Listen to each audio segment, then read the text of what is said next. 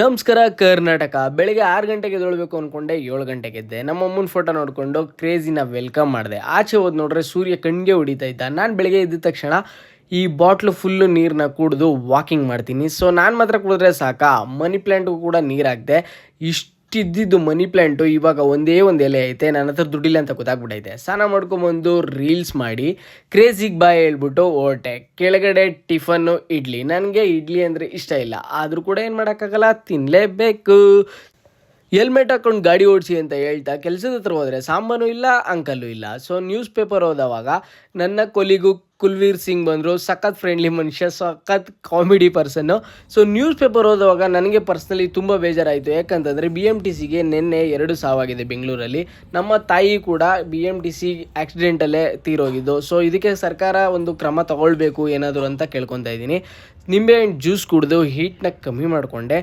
ಮನೇಲಿ ಪಾತ್ರೆ ತೊಳಿತಾರೆ, ಅವ್ರು ತೊಳಿತಾರೆ ಅಂತ ಅಂದ್ಬಿಟ್ಟು ಅಡ್ವಾಂಟೇಜ್ ತೊಗೊಳೋದಲ್ಲ. ಇಲ್ಲಿ ಬೇರೆ ನಾನ್ ವೆಜ್ ಹೋಟೆಲು ಒಳ್ಳೆ ಸ್ಮೆಲ್ ಬರ್ತೈತೆ. ಇವತ್ತು ಶುಕ್ರವಾರ ಆಗಿರೋದ್ರಿಂದ ನಮ್ಮ ಕಂಪ್ನಿಲಿ 2 ಟೈಮ್ ಪೂಜೆ ಮಾಡ್ತಾರೆ. ಸೊ ಕಾಂತಿ ಸ್ವೀಟ್ಸಿಂದ ಸ್ವೀಟ್ ತರಿಸ್ತಾರೆ. ನನಗೆ ಒಂದೇ ಒಂದು ಸ್ವೀಟ್ ಮುಕ್ಕಿತ್ತು. ಸೊ ಒಂದು ಸ್ವೀಟ್ ತಿನ್ಕೊಂಡೆ. ಮೊನೋರು ಬ್ರೋ ದೇವ್ರ ಮುಂದೆ ಇಟ್ಟಿರೋ ದೇವ್ರು ತಿನ್ನುತ್ತಾ, ಎತ್ಕೊಳ್ಳಿ ಬ್ರೋ ಅಂತಂದ್ಬಿಟ್ಟು ಇಬ್ಬರೂ ಬೈಟು ಮಾಡಿಕೊಂಡು ನಾವು ಸ್ವಲ್ಪ ಅವ್ರು ಸ್ವಲ್ಪ ತಿಂದ್ವಿ. ಮನೆಗೆ ಹೋಗಿ ನೋಡ್ತೀನಿ, ಮಧ್ಯಾಹ್ನ ಏನು ಆಸೆ ಪಟ್ಟಿದೆ ಅದು ರಾತ್ರಿ ಊಟ ಆಗಿ ಬಂದ್ಬಿಟ್ಟಿತ್ತು. ನಾಳೆ ಏನಾಗುತ್ತೆ ನಾಳೆ ಹೇಳ್ತೀನಿ. ಶುಭ ರಾತ್ರಿ.